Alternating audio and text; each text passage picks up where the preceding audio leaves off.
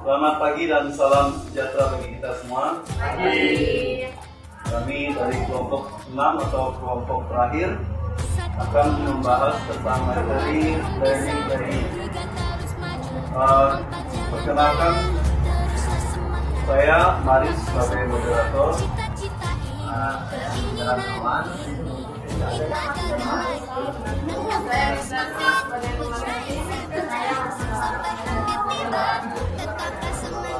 Ya, baik, itulah perkenalan. Selanjutnya saya akan menjelaskan sedikit tentang pengertian.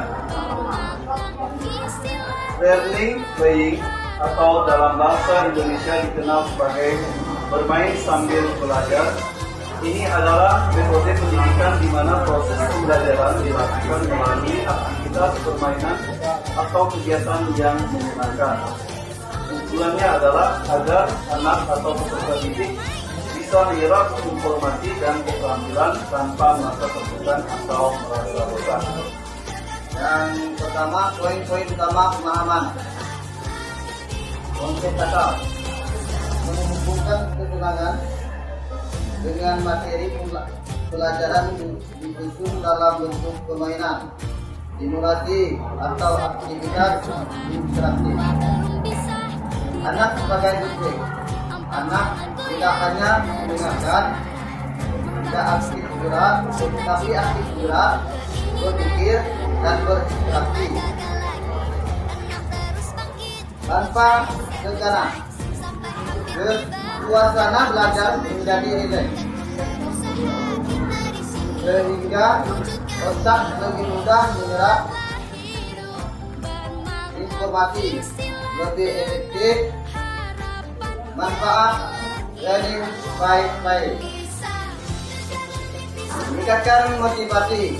Anak lebih antusias dan ingin tahu karena sedang bermain, bukan disekolahkan. Mengembangkan keterampilan sosial. Melalui permainan kelompok, anak belajar bersama, bekerja sama, berkomunikasi, dan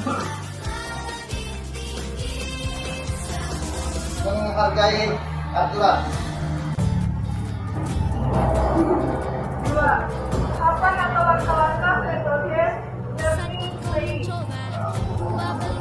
Berikut adalah tahapan atau langkah-langkah dalam menerapkan metode learning playing. Yang pertama, tahapan perencanaan atau planning. Tentukan tujuan pembelajaran terlebih dahulu. Tentukan materinya, apa yang ingin diajarkan. Misalnya, berisiko, menawarkan, atau keterampilan sosial. Setelah itu, pilih jenis permainan. Sesuai permainan dengan usia dan materi. Apakah berupa permainan berat, simulasi, atau bermain peran? Setelah itu, siapkan alatnya. Siapkan alat peraga atau properti yang dibutuhkan. Yang kedua, tahap persiapan dan penjelasan. Membangun suasana dan aturan main. Pemanasan. Mengajak anak berinteraksi, menyapa, atau melakukan gerakan ringan agar fokus. Yang kedua, menjelaskan aturan. Menjelaskan cara bermain dan aturannya dengan bahasa yang sederhana dan jelas. Setelah itu, menjelaskan tujuannya. Memberitahu bahwa dalam permainan ini ada hal baru yang akan dipelajari. 3. Tahap pelaksanaan. Proses isi kegiatan. Aktivitas bermain. Anak-anak mulai melakukan permainan sesuai aturan. Guru atau orang tua sebagai fasilitator tidak berkomunikasi melainkan mengamati, mengikuti dan membantu jika ada kesulitan. Integrasi materi pelajaran didiskusikan secara alami saat permainan berlangsung.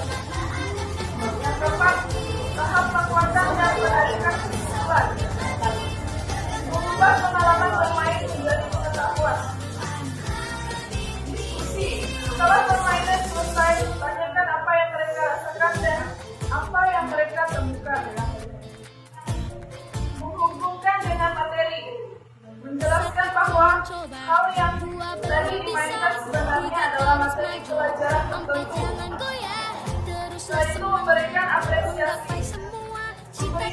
pujian atau penghargaan agar anak merasa bangga dan termotivasi.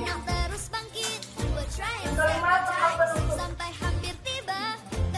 Kesimpulan, merangkum pelajaran yang dapat secara singkat.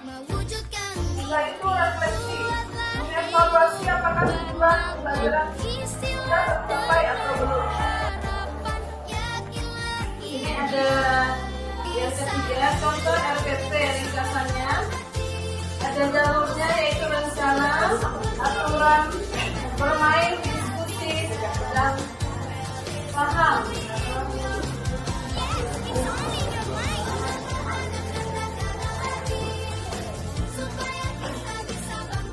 A.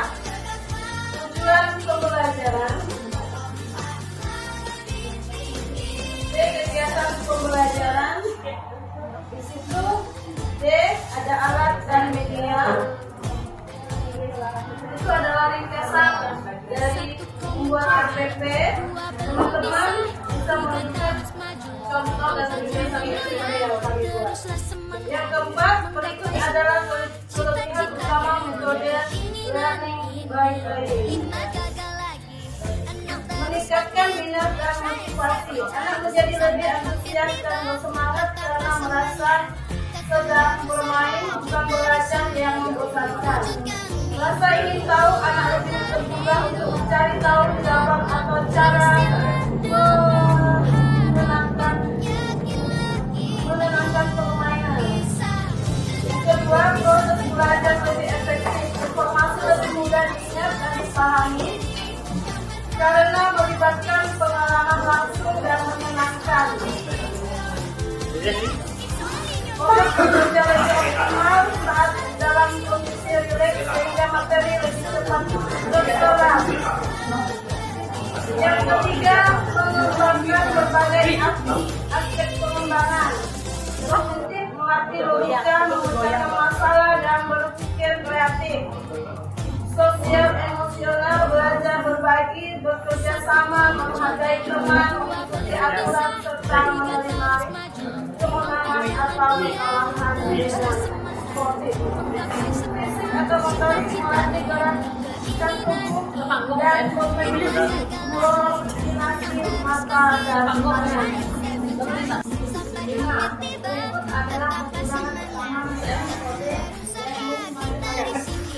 pertama, membutuhkan persiapan yang banyak. Guru atau pendidik harus bersiap dan bekerja keras untuk merancang pemahaman yang sesuai dengan materi pelajaran. Memerlukan waktu lebih lama untuk membuat RPP, menyiapkan alat pelajaran, agar media bermanfaat. Pengelolaan kelas yang sulit, suasana kelas cenderung menjadi lebih ramai dan terlihat kacau. Guru harus ekstra hati-hati agar suasana bermain tidak berubah menjadi ribut dan tak terkendali atau justru main-main tanpa belajar. Tulis mengambil perhatian jika jumlah siswa terlalu banyak. Tiga, keterbatasan waktu. Proses bermain dan berdiskusi biasanya memakan waktu lebih lama dibandingkan metode ceramah biasa. Seringkali target materi yang direncanakan tidak terselesaikan dalam satu pertemuan karena berlebih aktif bermain. 4. Keterbatasan sarana dan biaya. Kesimpulan, metode learning by playing adalah pendekatan pembelajaran yang sangat efektif dan menyenangkan, terutama bagi anak usia ini dan sekolah dasar. Metode ini mengubah proses belajar yang membosankan menjadi pengalaman aktif yang memiliki antusiasme, dapat pemahaman serta mengembangkan keterampilan sosial dan motoritas. Menjadi tantangan seperti membutuhkan persiapan ekstra, pengelolaan kelas yang ketat, dan keterbatasan waktu atau alat, namun manfaatnya jauh lebih besar daripada kekurangannya. Intinya, metode ini sangat direkomendasikan karena mampu menciptakan suasana belajar yang aktif bijak dan bermakna. Asalkan direncanakan dengan baik dan disesuaikan dengan materi yang diajarkan. Baik, sekian dari presentasi kami. Jika ada tanggapan atau pertanyaan dari teman-teman, kami Ada kira-kira istilah, sebenarnya istilah ini banyak, cuma kalau dilihat dengan tadi organisasi yang satu yang mungkin dengan base tentu berdasarkan sebenarnya ada istilah play based learning. Berarti pembelajar karena ibaratnya kan diterangkan. Ya, kalau gitu. Kalau bahasanya kan cuma nerangkan, kalau gitu terangkan. Ini paling rendah nanti lagi dari. Kalau kita misalnya program learning, misalnya learning itu kan tahu kan di awal baru pada Indonesia belajar berdasarkan problem based.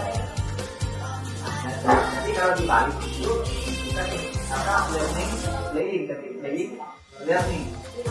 Pembelajaran, bermain, kalau dibalik, jadi itu dia kan.